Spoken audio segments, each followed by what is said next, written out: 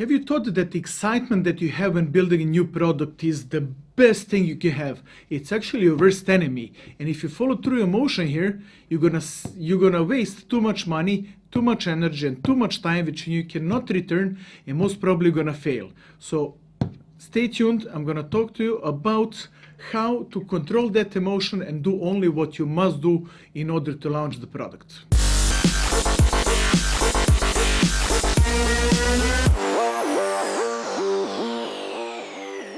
At this point, we know everything our product could be, at least we think we do, because we worked on it so much.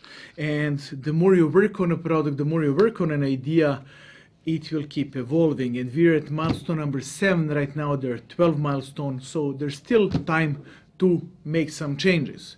The best thing about making changes now is that you're still on paper and we haven't built anything yet. Because when you build something, and then you change your mind and decide to add or remove something, it costs. So let's stick to what is that MVP of the product, but what it actually means in my terms, MVP. It is the minimum your product must be to fulfill your business purpose, the business purpose of the product. At this stage, it doesn't have to have monetization features, it doesn't have to have all the fancy things, it just needs to have the core functionality that performs what the product must perform. We are in milestone number 7, which I have named Realize Delivery Phases and Influences to these delivery phases. What does that mean? We're going first, well, let's talk about 3 key actions of this milestone number 7, so I come back to this topic. There are 3 key actions. First, we're gonna define what is an MVP of the product, the actual minimum fulfillment of business purpose. Second of all, we are going to decide at this point a roadmap to delivery of additional features, which are not that additional, but rather supplement and complement the MVP. The last but not least, highly important, is that now that we have thought of everything our end user needs, we need to think about what we need as a business, as somebody running the business, somebody running the product, and somebody making the business out of this product. So 3 key actions. Check my Medium. There are written content about this. Maybe I'll be late a little bit, but keep looking, it will be there. Let's move on to the Meet Me At use case. You can pre-order Meet Me At from the App Store. Follow the link there below in the description. It would be good to see all this work that we have done that we're talking about, so you can see it in action. We're planning on releasing it on December 14th, so stay tuned. Yeah, we are ahead of everything that we're talking about, but it makes it interesting. Anyway, what are the things that we originally thought we don't need for the MVP? So we have the splash screen, which is a mandatory, you know. We have a selection, a choice whether we want to give our profile some information or not. That is a mandatory. And then we have this map where we show where we are, where the users are, we invite them, and so on. So what is an extra here? Something that I see, that I have spotted straight away, is this location marker, the destination marker, where we have decided in the previous episode we want to add number of people who have arrived to destination and who haven't arrived yet. That is sufficient information here to fulfill the minimum business purpose. So how many people have arrived and how many haven't tells us enough. Entry into this action of showing the list of who has arrived and who hasn't, and listing their arrival time or estimated time to arrival, is totally relevant to the minimum fulfillment of the business purpose. So we're gonna take that out. Additionally, massive help we probably don't need for the first version, because we're gonna reach the innovators, the people who understand the technology and are not just any kind of users, so they don't need help, so no need to invest into that either.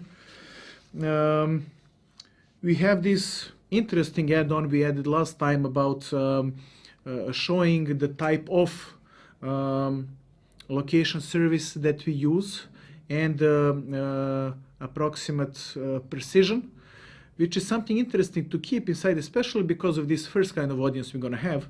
So we want this as a reference to them and to get some feedback of what they feel about it and maybe get some good ideas from there.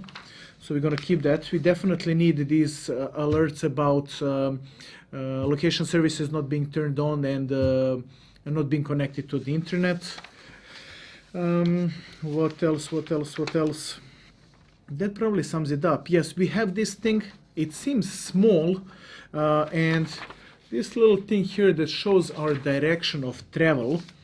Right now, in this minimum version, we can take off the compass, even though it's a small one.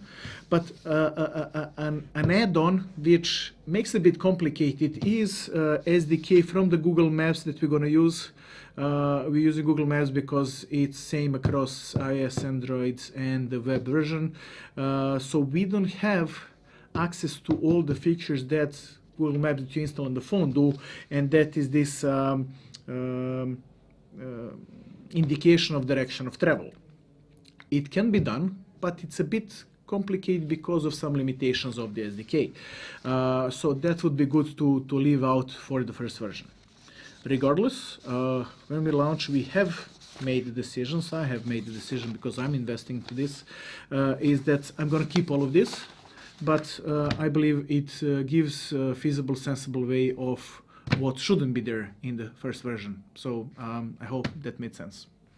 Now that we have defined what is our MVP, we need to add to our document and elaborate each of these features just briefly, because we have never done any elaboration on it. It needs to be a descriptive indication of what it needs to be.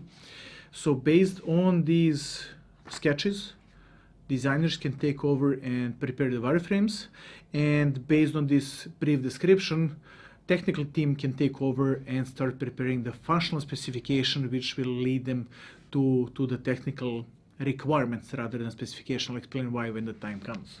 We should be talking about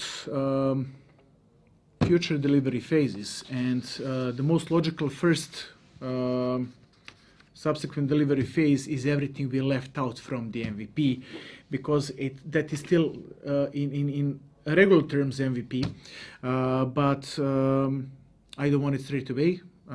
Anyway, it's not necessary to be there, but that would be the next logical step of improvement, which is a minimum improvement with some very usable experience to the user.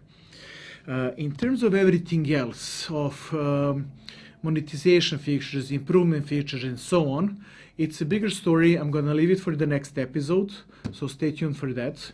And maybe we should just touch a list of required subproducts. I'm just going to touch base because I don't want this episode to be much longer. What do we need here? What is a must that we must deliver for ourselves to manage this entire process? We need some intelligence, first of all. We need to know what's happening in the system. How many users do we have? Are there returning users? Do we have a bounce rate? What is a bounce rate? How often do users use the system? It will all tell us if we are going towards the direction of success, does it elaborates if you're doing something good or not. If users just come in and leave and don't reuse stuff, then we are not doing something good, or we don't have the right audience. In terms of the CMS, content management system, we don't actually need any content management here, because all the content is being created by the users themselves.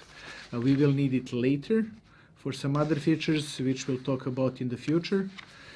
Now, all this stuff that I have mentioned about collecting data, we don't actually have to build such a system because it will take time and it will cost and so on, as there are systems that we can use to collect this information from, like Google Analytics, like Fabric, which does an excellent job and tells us exactly what I have mentioned and a bit more. What it doesn't tell us is that it cannot provide us with business intelligence. And if we custom build the system, then we can perform business intelligence on it. Microsoft BI being an excellent solution to pull the data from and make some sense out of it. So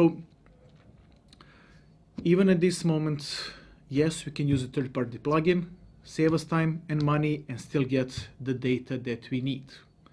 If you're wondering what data and why do we need it, please contact me directly or leave the comments. I'll be happy to talk about that. So that will be it for today, and see you next time. Bye. Hey guys, I really hope I brought you value with this episode of the Digital Product Concepting and Innovation. Go ahead, subscribe, share this, pass it on, and let me know what you think.